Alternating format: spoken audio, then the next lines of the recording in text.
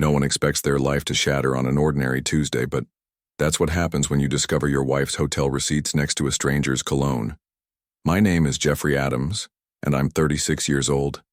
These days I manage our quiet home where my children, Carl and Lila, can finally sleep through the night without flinching at footsteps. We used to be that picture-perfect family. Saturday pancake traditions, Sunday soccer games with 8-year-old Carl while 5-year-old Lila cheered from the sidelines, and my wife Janine calling our routines our anchor. Then came the password changes, the late nights and the lies that piled up like autumn leaves. When Janine struck me in our kitchen, I chose evidence over anger, protection over pride. Silence protects bullies. Before I go any further, let me know in the comments where in the world you are watching from, and make sure to subscribe, because tomorrow I will share a story you don't want to miss. But let me start from the beginning. Looking back, I should have noticed the changes sooner. They crept in slowly like shadows lengthening across our living room floor. First came the late nights at work. Reasonable enough for quarterly reports, Janine said. But when those reports ended, the late nights didn't.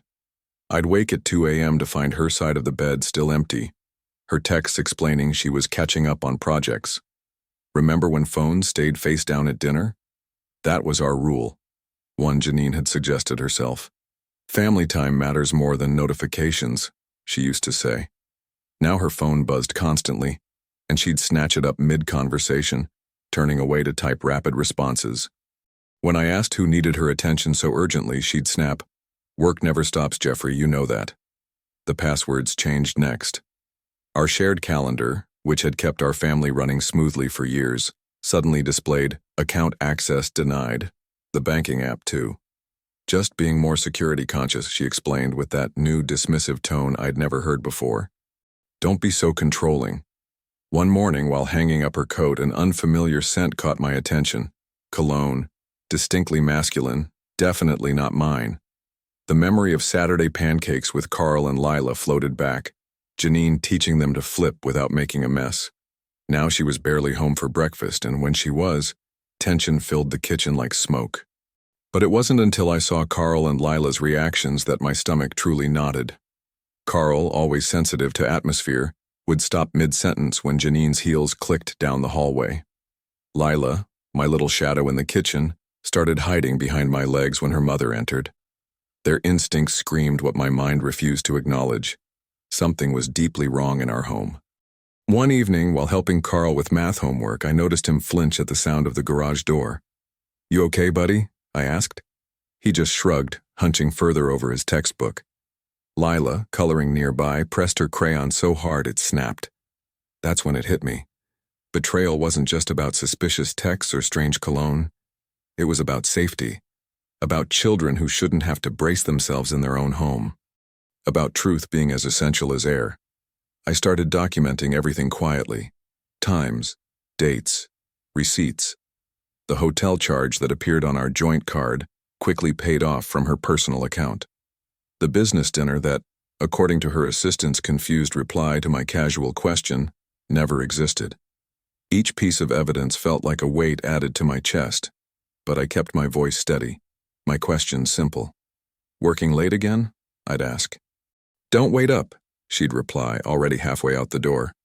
The lies grew more elaborate, more tangled. Each one confirmed what my gut had been shouting. The woman who once called our routines our anchor was now the storm threatening to drag us under. Yesterday, I found another hotel receipt. This time a name appeared beside hers, Travis. The paper trembled slightly in my hand as I tucked it into my wallet, next to the photo of Carl and Lila at the soccer field.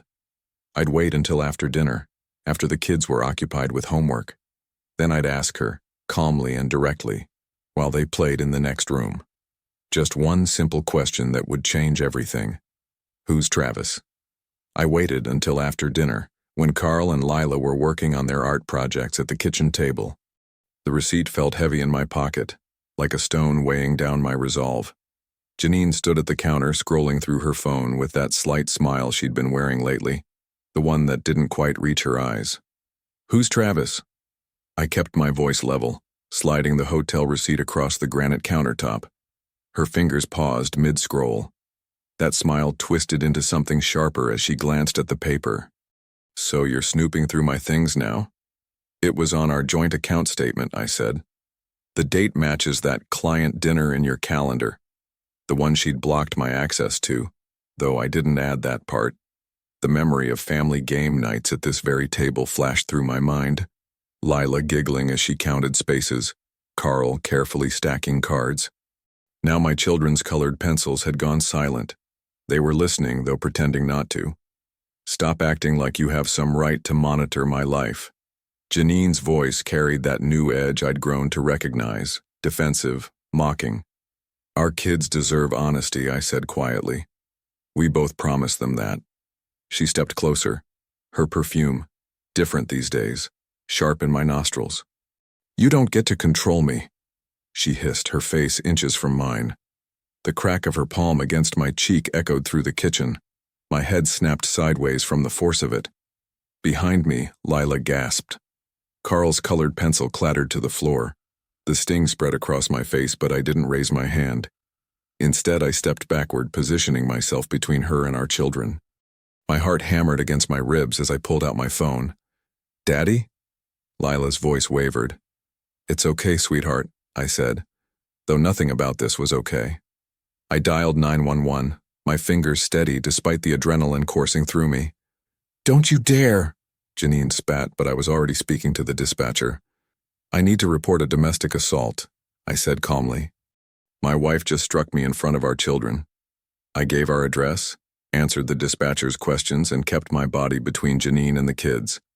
While we waited, I took photos of my face where her hand had left its mark. Then I sent a quick text to Charlie. Need your help. Janine hit me. Kids witnessed. Police coming. His response was immediate. Document everything. On my way. The police arrived within minutes. Their presence filled our kitchen, blue lights painting strange shadows on the walls. They separated us, took statements. I could hear Janine's voice rising from the living room, indignant and insistent. Mr. Adams, one officer said, based on the visible injury and witness statements, we're issuing an emergency protective order. Your wife will need to leave the premises immediately. I watched as they escorted Janine out. She turned at the door, that sharp smile back in place. This isn't over, she said, but her voice shook slightly. Carl and Lila stood frozen by the kitchen table, their eyes wide and unblinking as the front door closed behind their mother. The sudden silence felt like glass about to shatter. That first night without Janine felt surreal.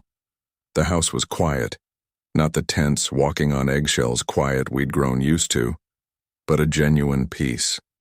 I heated up some mac and cheese for the kids, comfort food from simpler days when the smell of melted cheddar meant weekend treats, not emergency dinners. Is Mom coming back? Carl asked, pushing pasta around his plate. Not tonight, buddy. I kept my voice steady. Right now, we're going to focus on getting some rest. Lila hadn't said much since the police left, but she stayed close to me, her small hand finding mine whenever I was within reach. The familiar weight of her trust felt both comforting and heavy with responsibility. Bedtime approached, and for the first time in months, there was no underlying current of anxiety. No waiting for the sound of a car pulling up late. No muffled arguments threatening to spill over. Just the normal routine, teeth brushing, pajamas, stories. Can you check under the bed? Lila whispered as I tucked her in. I did, making a show of looking thoroughly. All clear, princess, just some dust bunnies down there. She actually smiled, a real smile, not the worried one she'd been wearing lately. It hit me then how long it had been since I'd seen that expression on her face. Carl took longer to settle. He sat up in bed, hugging his knees. Dad, are you okay? Where Mom? He trailed off, unable to finish. I'm okay, I assured him, touching the spot where Janine's hand had left its mark. The sting had faded to a dull throb. Sometimes grown-ups make mistakes. But my job is to keep you safe, and that's what I'm doing. Once they were both asleep, I walked the house, checking locks, straightening toys, doing those parent things that give us the illusion of control. The kitchen counter still held their art projects from earlier. Lila's rainbow family, Carl's carefully drawn soccer field. I sat there for a while, listening to the unfamiliar sound of children sleeping peacefully through the night. The next morning started almost normally, I made breakfast, packed lunches, got everyone dressed. The kids seemed lighter somehow, as if the absence of tension allowed them to breathe easier. Even I felt it. A cautious optimism that maybe, just maybe, we could build something stable from this mess. The doorbell rang just after I'd dropped them at school. A courier stood on the porch with a thick manila envelope. Legal documents for Jeffrey Adams? My stomach clenched before I even opened it. Inside, the papers bore the header of a downtown law firm I didn't recognize. As I read, that brief peace I'd felt crumbled away like sand. Janine was filing for sole custody. The allegations hit me like physical blows: emotional abuse, controlling behavior, financial manipulation. She wanted the house, claiming it would minimize disruption to the children's lives. Each page held a new accusation, each one more twisted than the last. I read them again, then a third time, my hands growing cold. The breakfast dishes sat unwashed in the sink. Yesterday's normal suddenly feeling like it belonged to another lifetime. The stack of papers on my counter represented more than just legal documents. They were a declaration of war, with my children's future as the battleground. My eyes fixed on that pile of papers, stark white against the dark granite. The morning sun streaming through the kitchen window felt like a spotlight, illuminating the choice before me: fight with everything I had, or lose what mattered most. I called Charlie the morning after getting Janine's custody filing. He arrived at my house within the hour, his briefcase bulging with legal pads and his face set in that focused expression I'd seen him wear in court. "Show me everything," he said, settling at my kitchen table. "Every receipt, every message, every detail you can remember." I'd already started a timeline in a spreadsheet. Project management habits die hard. The night she hit me is documented. Police report, photos, the 911 call. Charlie nodded, making notes. "Good. We'll get the recording. What about before? You mentioned the kids were showing signs of stress." The memory of Lila's nightmares surfaced. Dr. Patterson, their pediatrician, she documented everything. Lila started having trouble sleeping months ago. Carl's teacher sent emails about his concentration dropping. We'll subpoena those records. Charlie's pen moved steadily across the page. What about witnesses? I pulled out my phone, scrolling through texts. Sarah next door. She texted me about hearing arguments late at night, mainly Janine's voice. My throat tightened. She said she could hear the kids crying. Charlie looked up sharply. When was this? 3 weeks ago, around when I found the first hotel receipt. We spent hours piecing it together. Charlie laid out bank statements showing repeated charges at the Marriott downtown, cross-referenced them with Janine's calendar entries marked, "Late meeting with Travis." The pattern was undeniable. "She used our joint account," I said, still amazed by the brazenness. Didn't even try to hide it. People get sloppy when they think they're untouchable. Charlie's voice held years of similar cases. What about the children's current state? Better, since that night. They're sleeping through. A small voice interrupted us. "Daddy, is it story time?" Lila stood in the doorway, clutching her worn copy of Goodnight Moon. The sight of her there, so small and trusting, hit me hard. "Of course, Princess." "Charlie, can we—" "Go," he said softly. "This is what matters." In Lila's room, she curled against me as I opened the book. The familiar words caught in my throat. In the great green room, there was a telephone and a red balloon. Her steady breathing, her complete faith in me to keep the monsters away. It overwhelmed me suddenly. Tears slid down my cheeks as I read about the quiet old lady whispering, "Hush." I tried to wipe them away before Lila noticed. "Don't cry, Daddy," she whispered, touching my face. "I'm not scared anymore." I held her closer, finishing the story with a shaky voice. Once she was asleep, I returned to find Charlie organizing documents into neat piles. "Sorry," I said, embarrassed about the tears. Never apologize for loving your kids," Charlie cut in. "That emotion, channel it into focus. Facts beat lies, Jeff. Always." He showed me the motions he'd drafted: emergency custody hearing, evidence preservation orders, subpoenas for records. Each page represented another piece of armor we were building. "We file first thing tomorrow," Charlie said, closing his briefcase. "The court date will come fast. But remember, he gripped my shoulder, you're already winning. Those kids are sleeping safe tonight because you chose truth over silence. I watched him drive away, then checked on Carl and Lila one more time. Their peaceful faces strengthened my resolve. The court date was coming and I had to be ready. The courtroom felt smaller than I'd imagined. Charlie had prepared me for this preliminary hearing, but nothing quite readied me for the weight of that moment. Seeing Janine across the aisle, her attorney shuffling papers with practiced importance. "All rise," the bailiff called. Judge Martinez entered, her reading glasses perched low on her nose as she reviewed our filing. The next 20 minutes blurred as Charlie methodically presented our evidence. The 911 recording, my photographed injuries, the pediatrician's notes about the children's anxiety symptoms. "Your Honor," Charlie said, his voice steady, "we have documentation of a pattern of behavior that culminated in domestic violence in front of minor children. We're requesting temporary physical custody and exclusive use of the marital residence pending trial." Janine's attorney argued about isolated incidents and misunderstandings, but I noticed how Judge Martinez's expression hardened when they played the 911 call. The children's voices were audible in the background, and Lila's frightened crying cut through the static like a knife. "Mr. Adams," Judge Martinez addressed me directly, "are you prepared to maintain the children's current school and activity schedules?" "Yes, Your Honor. Their routines haven't changed since the incident. I've been getting them to school, soccer practice, everything is normal." She nodded, then turned to Janine. "Mrs. Adams, do you have alternate accommodation?" "I'm staying with my sister," Janine replied, her voice carefully modulated to sound vulnerable. Judge Martinez removed her glasses. "Based on the evidence presented, I'm granting temporary physical custody to Mr. Adams and exclusive use of the marital residence until trial. Mrs. Adams, you are to have no contact with the residents or Mr. Adams except through counsel. Supervised visitation with the children will be arranged through the court services." Relief flooded through me. The kids would be safe. Their beds, their toys, their familiar spaces, all preserved. As we left the courtroom, Charlie squeezed my shoulder. "Good start. I'll get the order typed up." I found Janine in the hallway, away from the crowd. I had to do this.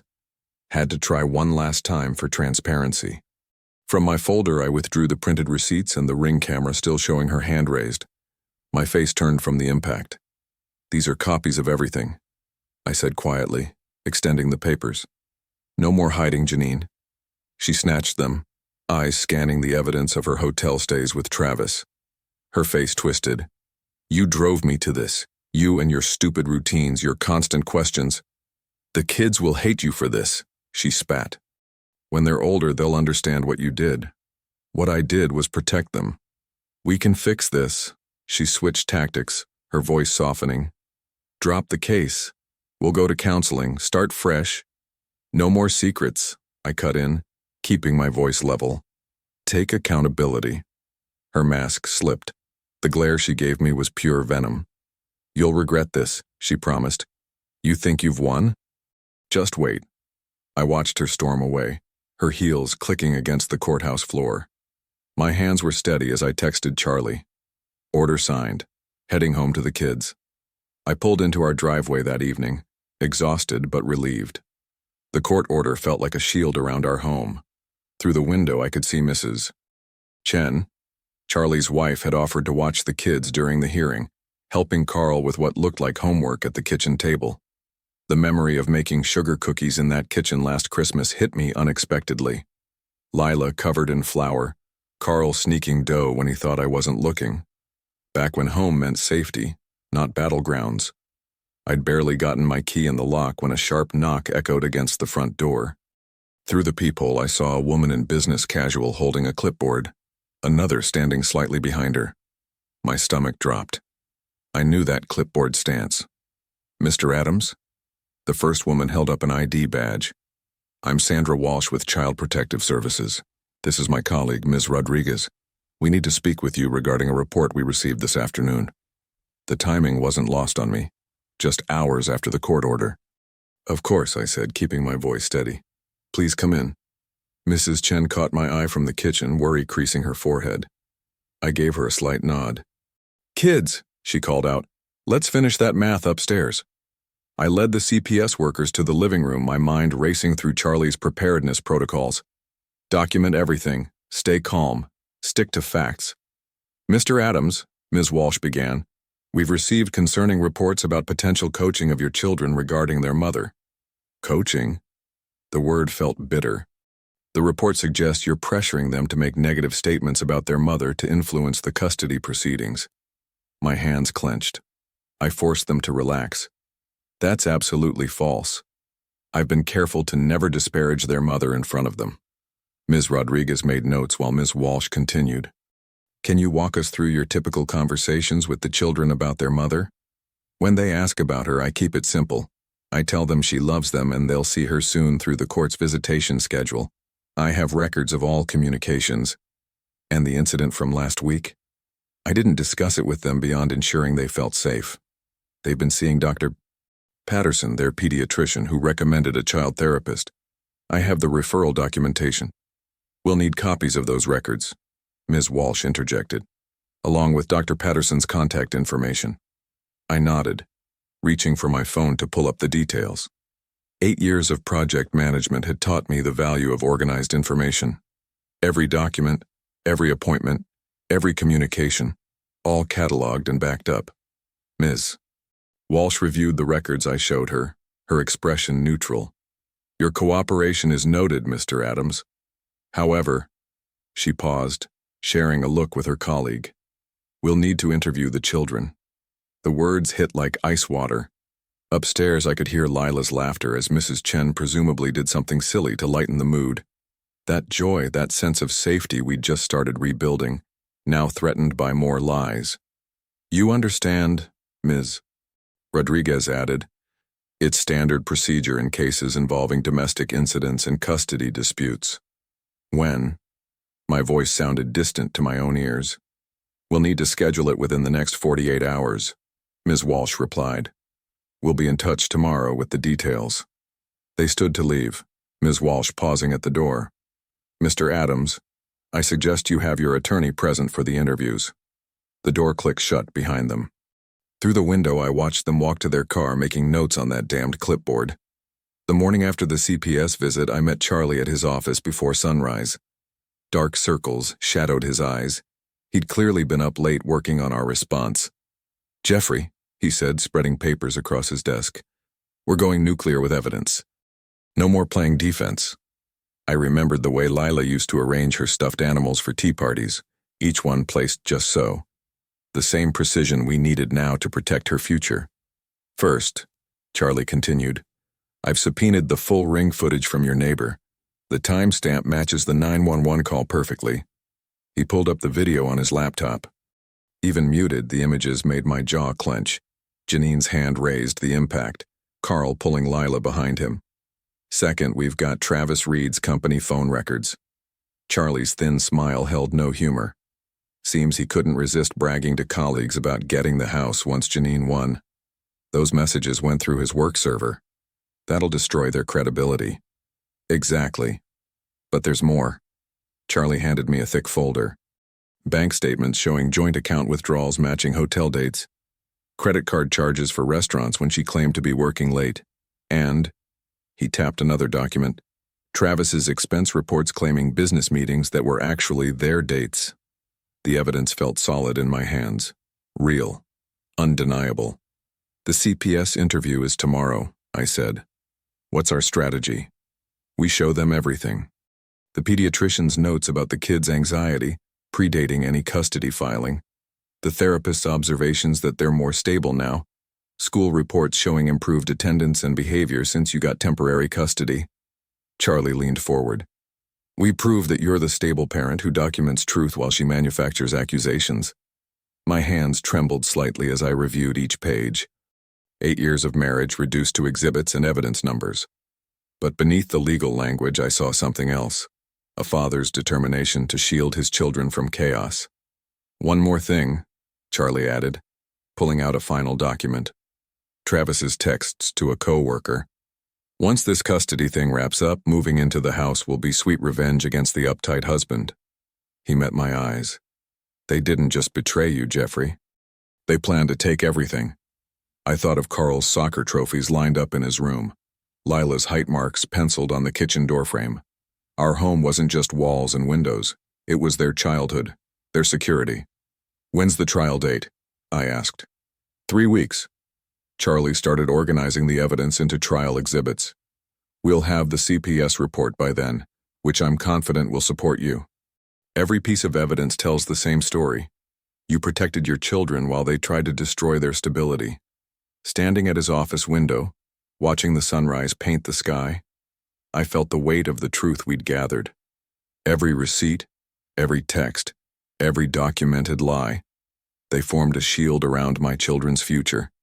Charlie placed the final exhibit sticker on the Ring camera footage. Ready to head to the courthouse? We need to file these subpoenas first thing. I picked up the evidence boxes, our carefully constructed armor against deception. The courthouse waited across the street, its stone facade glowing in the morning light. Inside those walls, truth would finally speak louder than lies. The courtroom felt smaller than I remembered from our temporary custody hearing. Charlie arranged his evidence methodically while I watched Janine and her lawyer whispering. She wore the same expression she'd had in our kitchen that night, that hint of a smirk that said she still believed she could control the narrative. Your Honor, Charlie began, I'd like to present Exhibit A. He nodded to the court technician who dimmed the lights. This footage comes from a neighbor's security camera on the night in question. My throat tightened as the Ring video played. The footage was crystal clear, Janine's palm striking my face, Carl pulling Lila behind him, my careful positioning between them and their mother. The jury leaned forward, several of them frowning. Janine's smirk finally faltered. The responding officer testified next. When we arrived, Mr. Adams was calm, focused on the children. He had photographed the mark on his face and provided the emergency dispatcher with clear, factual information.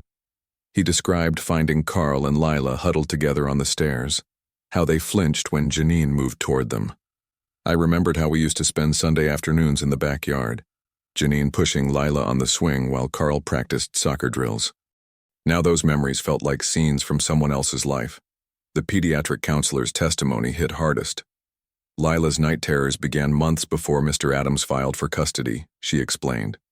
Both children exhibited classic signs of trauma, startling at loud noises, anxiety about bedtime, fear of conflict. Since living primarily with their father, these symptoms have significantly decreased. Charlie methodically introduced the financial evidence. Bank statements showed hotel charges matching Janine's late meetings. Credit card receipts traced intimate dinners with Travis. Text messages revealed their plans for the house. Each piece of evidence stripped away another layer of Janine's deception. The hallway confrontation from weeks ago played in my mind. Her attempts at manipulation now seemed desperate and obvious. You drove me to this, she'd said. The kids will hate you. Watching her in court, shoulders hunched as her lies unraveled, I realized how transparent those tactics appeared to everyone present. Your Honor, Charlie continued, I'd like to enter into evidence these expense reports from Mr. Reed's former employer.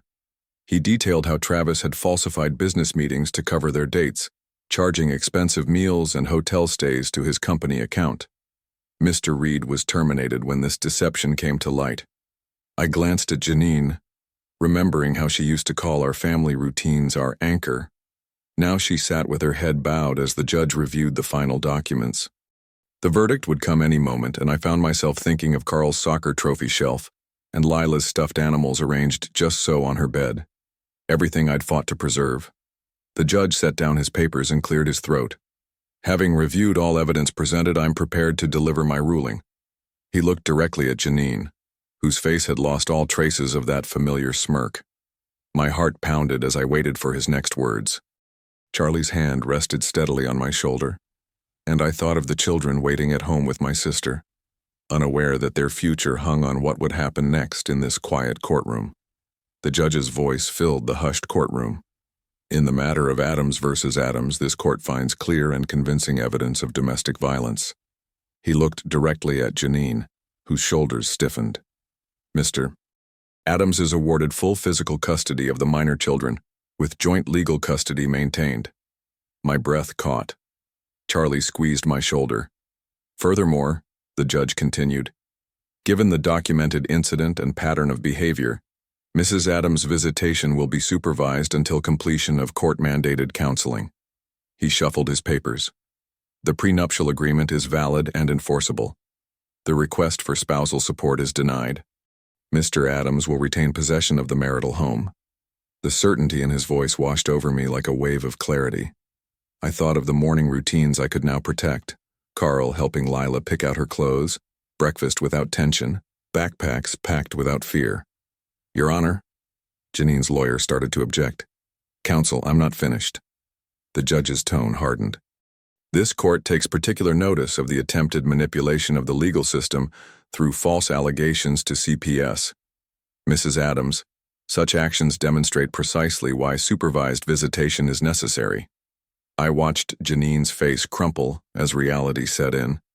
The power she'd wielded through lies had finally shattered against the wall of truth. Charlie leaned in. There's more, he whispered, sliding a paper toward me. It was an email from Travis's company's legal department, confirming his termination for expense report fraud. All those fancy dinners and hotel stays he'd charged as business meetings had caught up with him. His reputation in the corporate world was finished. I remembered how Travis had swaggered through our lives, certain he'd help Janine take everything. Now he wouldn't even have his career. The judge's gavel struck with finality. Court is adjourned. Outside the courtroom, Janine approached me one last time. Her voice had lost its edge. Jeffrey, Save it, I said quietly. The kids need stability now. Work on yourself, do the counseling, and maybe someday they'll feel safe with you again. That evening, I stood in our kitchen, my kitchen now, where everything had started. The dent in the drywall from that night had been patched and painted. Sunlight streamed through the window, falling across Carl and Lila's lunchboxes lined up on the counter for tomorrow's school day. Such a simple sight, but it meant everything. Routine, safety, truth restored. Charlie called to confirm the final details. You did this right, Jeff, he said. You kept your cool, gathered evidence and let the truth speak for itself. Peace comes when truth is louder than anger, I replied, touching the fresh paint where the dent had been. That's what I want the kids to learn from all this. Looking at those lunchboxes in the fading sunlight, I knew we'd found our way home. Not to the life we'd had before. That was gone forever. But to something honest and whole. The kids could sleep without fear now. Sometimes peace comes not from forgetting the hard times, but from knowing you faced them with integrity. I believe stories such as this find us for a reason. If this one touches you, please subscribe. I share a new one every day. In the meantime, there are 2 stories on the screen that are even better.